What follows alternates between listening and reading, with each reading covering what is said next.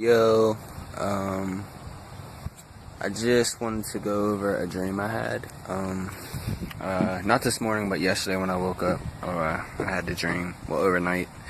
But, let's go over it very briefly. I actually recorded my video last night, and I didn't have the sound on my computer, so I'm outside now doing it. But, yeah, basically, I, had a dream. And in the dream, I was at like a house, and I've been in this location before in a dream. I recognized it like in dream world, I guess, but it wasn't real. I never physically been there in the physical world. But I, sorry, thought there was like a bug above me, but, yeah, so there's 3 people in the dream that I recognize by face. Everyone else is like pretty much just people. And it's a rapture dream too. Like the people disappeared is what they were saying. Yeah, so I'm at this house or whatever, and I go meet someone off is like across a yard. It's pretty much like that almost. Like there's a yard, a nice yard at a distance. And there's another house over there. So I see a friend of mine who I went to high school with, who I recognize by face. Why they were in the dream, I don't know. I don't hang out with this person. I probably haven't. I would hang out with them, but I haven't seen them in forever. I'm not going to say their name though, just because of what happened in the dream. And I don't even believe they live that type of life either, to my knowledge. Yeah, so I see him, we talk, you know, we chatting it up or whatever, dap him up. He invites me in the crib. We go in. I think I might have smoked some weed too, because it was like a party type atmosphere, but it wasn't like no jumping party. It was more like a get together. So one thing led to another, and I ended up participating in like an orgy of some sort, but it wasn't very like in depth or it wasn't very X-rated or anything. I really don't remember too much of what we were actually doing with one another, but I know it was like sexual stuff. And I've never even done no type of orgy type crazy mess like that or anything in my life. So it was all weird to me, but before I actually participated, then my spirit told me, no, don't do that. It was trying to forewarn me not to do it, and you know, my temptation was battling against, you know, my spirit, and I gave into the temptation instead of listening to my spirit, and I went ahead and participated in what was going on inside the house.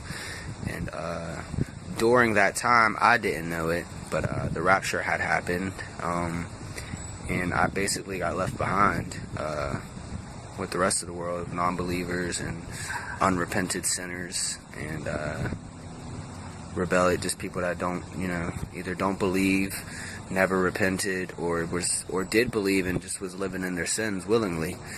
So I basically was physically in the act of living in a sin that I've dealt with when it happened. So I knew when I woke up the next day, or it might have still been daylight, maybe, because it was daylight when I went in there and it was daylight when I came back out. So I don't know if the night went by and I came out in the morning, or if this was the same night. But I know when I came out, no one was with me that was from inside the house. Everyone there sort of like, I don't know, they didn't disappear too, but they just weren't there anymore. Maybe they were like minions or something like that, being used to like trick me. I don't know. I don't think too deeply into it. It's just a dream. I learned my message from it, and I'm about to get to the message part of it. The big message to me was that, you know, you can't keep living in sin because we don't know when he's going to call us, you know what I mean? And I was aware of my faith and everything in this moment. Like, I knew everything I knew, like, still to this day. I have my knowledge of God and everything, and my faith was where it is today. It's just like I was tempted in that moment, and I gave into my temptation, and it cost me, you know what I mean, my calling to go with Jesus when he calls his people back, calls us up to heaven, or to the clouds, to meet him in the clouds, the scripture. I don't know why that other video cut out, but I'm just going to pick up where I left off. So yeah, basically, yeah, I knew everyone, I knew I missed my calling to, you know, be called up to the clouds, to the, you know, the bride supper. So I leave this house and I go outside, and I'm seeing, once again, I didn't watch the news or anything, so I didn't know the disappearing, as people were calling it in the dream, had even happened yet until I actually went out this house. And like I said, no one in the house was with me anymore at this point. And I'm just seeing people. Some people are like acting like crazy, like in a excited way, like they're like rebellious. Like, think of like a bunch of teenagers that just like, you know, their college just won like a championship and they're just out wilding out. Like, that's how they were acting. Some people were crying, and some people just looked like lost and confused, you know what I mean? But I'm walking, and it's like it's more of a observation I'm doing as I'm moving through this town, and I'm not really familiar with the town neither, because I just didn't visually have a recollection of where I was. I was somewhere though. But as I'm going through, I remember walking like through this park, and this guy's like guiding me. I don't know who the guy is. I don't really remember talking to the man too much, but he was like, I was basically following him for some reason. And I remember this preacher that stood out to me. There was a preacher in a park, and I could tell he was a preacher because he had like this little white square piece around his neck, and I just remember him. He was kind of hunched over, sitting there just sad and crying. And that's the most realest things out of the dream that like really stick to me. Like, even, you know, 2 days later after I dreamt it, was the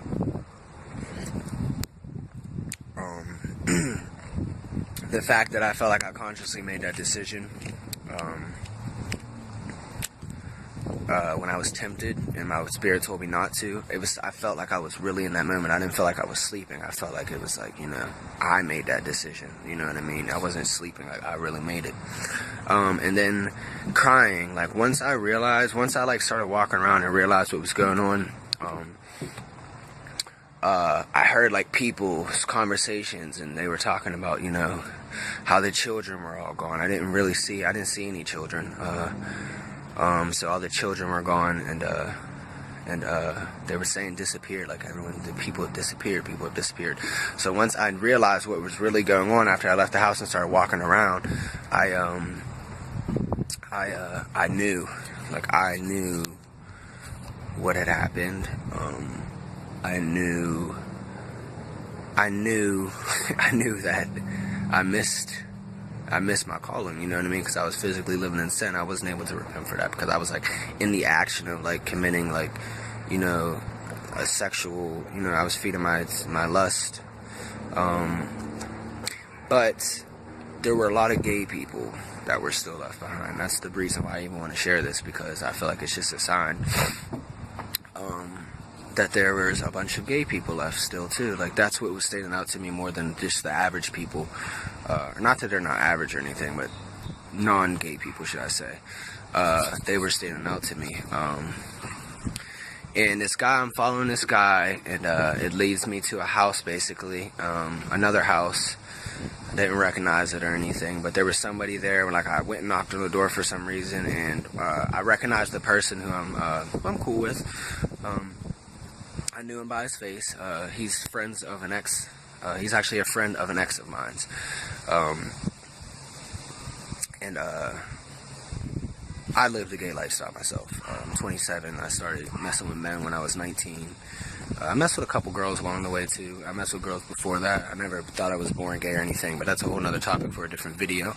But I ran into this person. I'm not going to say their name. And you know, once I actually sat down and took it all in, I remember bawling, like heavy, like really heavy. Like, he didn't really seem to be that bothered. He was more just in shock about everything. It didn't really move him because I don't think he really knew what was going on. But I knew what happened. And I was just so heavy, like crying, like just crying, like crying. I'll never forget crying.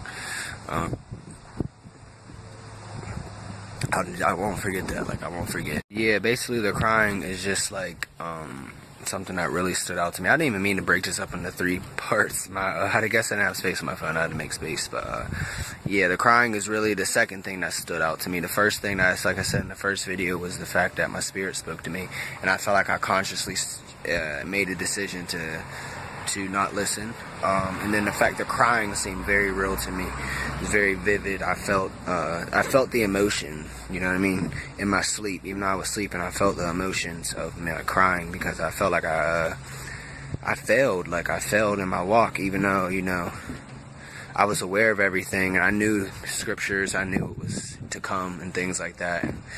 And I even have felt the urge, like even to that, I feel like something's coming soon. When, I don't know, nobody knows. But spiritually, I feel like, you know, he's gathering his last group of people, you know what I mean, this generation. But yeah, so I meet up with this friend, and I'm in his house, and I'm just bawling my eyes out. He thinks I'm crazy, because like I said, he didn't know what was going on. He was just in shock. So we ended up leaving there, and we go to an event, some type of party that was going on at a skating rink. And we get to the skating rink, and like when we first, I never skated neither in the dream. I woke up before I started skating or whatever. But I go into the skating rink, and when I first walk in, it's just like an open room, like for everyone. And there's a bunch of people there. I'm talking, there are hundreds of people there. When you first walk in, it was like an area to like change your shoes and hang your coats up and stuff, and there were some benches for people to sit at. Not tables or anything, it was like benches. Lights were kind of dim and stuff. It was a skating rink. But my friend, who's gay in real life too, I'm there with him, and like as soon as I walk in, I see nothing but gay people. I mean, transsexuals, gay, just people that live a gay lifestyle. However they choose to identify themselves isn't the big deal. But these people were gay, and they were at this like event at this skating rink, like someone was throwing a party of some sort, you know what I mean? It's like most of them didn't even care what was going on. And I remember this one individual who, like, she like flipped her hair back, you know, like, cause I'm sitting there crying. Like when I sat down in the skating rink, I just started bawling again, cause I was just like, I'm not supposed to be here. Like, I'm not supposed to be here with you guys. Like, what is going on? Like, I'm not supposed to be here. Like, and I just remember I kept thinking I had another crying spell. And when I say a crying spell, these were like really deep. Like, I was emotionally like bothered because I freaking failed myself. You know what I mean?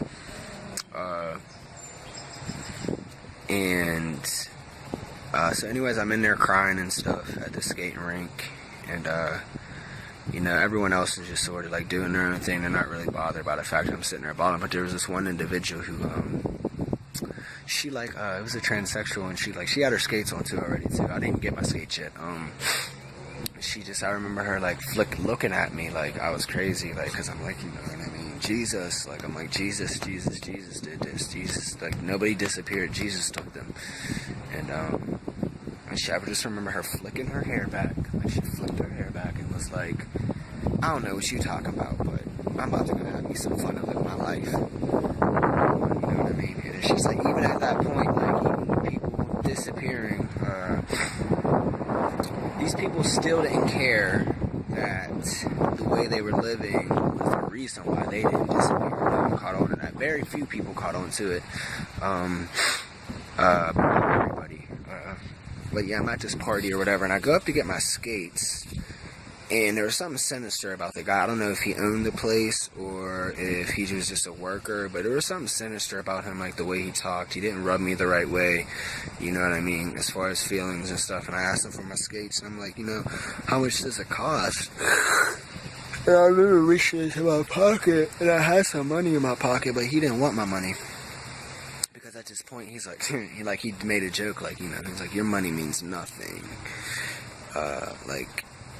Like I had to pay him in another way, basically, like, or my debt was already paid, maybe, or something, I don't know, but he basically, at this point in time, money was, like, valueless, at least to him, the way he made it seem, like, he laughed about it, like, when I mentioned money, like, you know, like, we're past that, buddy, like, money doesn't mean anything anymore.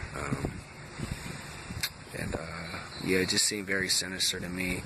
And then there was a point I left. I didn't stay. Like I said, don't remember putting my skates on and actually skating with anybody. I left that place, and I'm following this character again. I don't know who this person was. I never like seen their face, but like I said, I followed them to the house. And then when I got to the house, I went with my friend, who was a former friend of my ex, and he took me to this skating rink party. Yeah, I left the skating rink, and I'm just out visualizing and observing the world again, and, you know, people are crying and stuff, some people are rebelling and just acting, you know. It didn't get too crazy, though. It's actually still kind of calm, for real. It was fairly calm. There wasn't madness yet, but, yeah, basically, we were avoiding these people too. Like, we had to look out for these people, and they had black eyes. The people that we had to avoid, their eyeballs were all black. Whatever that means, I don't know yet. I've seen some stuff in other videos about it and things like that, and, you know, I don't know. They could have been like some type of demented people. I don't know, but I know we had to keep a watch out for these people because they basically would kill us, you know what I mean? Kill certain ones of us. I don't know. Now that I'm thinking about it, and I think about scriptures, it probably has something to do with like taking the mark, you know what I mean, of the beast, maybe, you know what I mean, and we were avoiding these people, and it wasn't like the average person was, it was like specific people, and the person that was following me, who I don't know who they were, or who I was following them, I don't know who they were. I'd never seen their face. I was only following them. Something drew me to them, and they always walked in front of me a little bit too. They weren't like by my side, or they didn't interact with me at all. I just followed them. But it was like I had the feeling to like to avoid those people, you know what I mean? When I seen them, I would see them off at a distance, like, and I felt like their negative energy. And I seen them, and they had black eyes, you know, their eyes stood out to me. You know, the figure that I was following would lead me away from them, like, you know what I mean? Like, we can't go over that way, you know, them people were there, you know what I mean? And it's like, I don't know if they would be after me, maybe because I believed in God, but I just wasn't living right, so I didn't get to go. So maybe I was a threat. I'm trying to put two and two together. Like I said, it wasn't all revealed in the dream. But I think maybe I was a threat because I did know what was going on a little bit. Sort of like how I was talking about at the skating rink, and, you know, the transsexual just flipped her hair at me. Like, I don't know what she's talking about. Like, you know what I mean? Like, I'm about to live my life. You know, you've been living your life. Like, it's starting to get real. Like, it's time to stop living your life. And now it's time to, like, try to, get your stuff together. But yeah, there was a lot of gay people left behind. So that's basically my message, is to that. One, if you're living in sin willingly, you know what I mean, if you're consciously know, you know what I mean, you're trying to combat something, you really got to work on it, and because you never know when you're going to get caught up in that moment, you know what I mean? We don't know when we're going to get caught up, and that's what it calls it, a catching, you know, he catches us up. Is the rapture, and I miss my calling. It's just a reminder for me to stand strong on my faith, you know what I mean, and be careful with the decisions I do make, actions, you know what I mean, and because you don't know when that time will come. And also, my message is to people who are openly living a homosexual life, like, you can just think this is a dream, you know, I can look at it just as a dream, which I do look at it as a dream. I never prayed for any type of ability. There are people out there who have tons of dreams, you know what I mean, and visions and abilities that are given to them in these times to help prepare the people, which is why I wanted to share my message. I have a friend in Arizona who has a lot of dreams, spreads his messages. He has them on a regular basis than what I do, but he, yeah, he's the one that pretty much told me, like, you know what I mean, share it, like, you know, it could help somebody, you know, and then your message basically is to the fact that, you know, you were left behind for doing a homosexual act, and you actually got caught up in that moment. You didn't even have time to discuss it, repent, you know, go through what you just did and discuss it with the Father and stuff like that. But at this point in my life, I feel like I'm abusing my salvation if I do continue to live in that life, because I've stepped out of that life. So for me to step back in that life would be a conscious decision of mine. You know what I mean? I'm going to be held accountable for that, whether I repent or not and step back. You know what I mean? It's still, I'm playing with, teeter-totting. You know what I mean? Teeter-totting is very unsafe, and it just got proven to me through that message. But yeah, if you are gay, down low, whatever you identify yourself as, I don't really care. You know what I mean? But when the time comes where he does call his people, you know what I mean, if you're not ready to go, you're going to have to stay here. And if you're going to have to either get ready to go in that time, you're probably going to die for your faith at that point. Yeah, they say the first half of the 7-year tribulation, the beginning 3 years is more of a peacetime, and the second 3.5 years, the first 3.5 is more peace and deception. The second 3.5 years is like madness, you know what I mean? To me, it's all madness. I don't want to be here for none of that stuff, because I know I'm probably going to die, because I know whether I get left behind or not, I'm not going to be mad at Jesus, you know what I mean? I'm going to be mad at myself. And that's why I kept crying throughout the dream, because I was mad at myself, because I knew all this stuff. I was aware of all this stuff. I knew the scriptures. I knew this time would come. I knew all this stuff, and not everyone knew it, so they were still delusion. They were just, you know what I mean? I don't know what the media was going to tell people, or if they had even released anything, because like I said, this was like the day after, or the day of, maybe even. So maybe people didn't even realize everyone was missing yet, but there was talks of people being disappeared, especially the children. But yeah, basically that's my message. That was my dream. You know, stand strong in your walk if you are, walking in faith and you do believe, because you know what's to come, and you know we could be called at any moment. And if we're not ready to go in that moment, he's not gonna be like, oh, let me see, let me give him like 10 more minutes to finish having sex. And then I'll take him after he prays to me. No, it's, you know what I mean? You've had your time to get things together. We've had our time to get things right. You know what I mean? We're all knowledgeable of God, whether we believe it or not, or whether we want to change our lives or not. That's all personal decisions that we make. Those are all conscious, free will decisions that we get to make. And that's why I was so mad at myself. That's why I was so distraught the whole dream. That's why I had these crying spells that felt so heavy and real to me. Yeah, my message is just basically, gay people, we got to get it right. Like, not even we, because I choose not to live that life anymore. And I'm still tempted at times and stuff like that. I have, but overall, the urges have gone away dramatically, you know what I mean? That's all it pretty much was, for real. And I'll get into the discussion about that in some other videos later on. But yeah, for the most part, yeah. I'll definitely discuss that later, but yeah, we got to get it together, brothers. We got to get it together. It's not what you think it is. This isn't some society has led us to believe a lot of things that are not right unto God. And when you step before Him, you're not going to be able to be like, oh, well, this person told me it was okay, and that person, you should have listened to him. You should have came to Him and discussed it with Him. If you brainwash yourself into believing that God is okay with that, and God made you born that way, that's not God. God did not make that. God created two, like the flood of Noah, He took one of each sex. When He made Adam and Eve, He made Adam and Eve, one of each sex. He didn't make, it's not even productive to the life cycle itself for you to even think that it's okay.